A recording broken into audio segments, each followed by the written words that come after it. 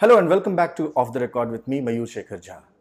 So the state of Gujarat had been seeing a lots of turmoil over the recent past, especially after the Una Dalit episode and then the subsequent resignation of Anandiben Patel.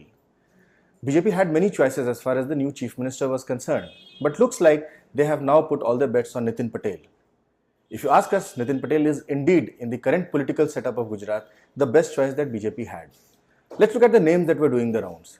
The first name that was doing the rounds was that of Amit Shah, the BJP president himself. But then, at this point in time, could BJP afford to send Amit Shah back to the state, especially when the UP elections is round the corner?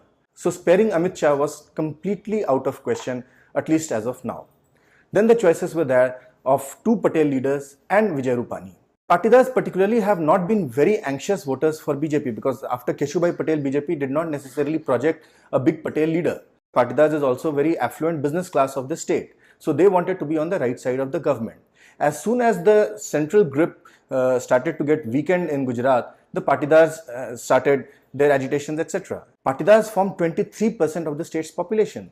So can BJP afford an ire of the entire 23% of the population? What has happened in the last 6 months? The Patidars have turned against the BJP. The Dalit uprising has also been very vibrant in the state. That's about 19% of the state's population. So Muslims, Dalits and Patidars together form more than 50% of the state's population.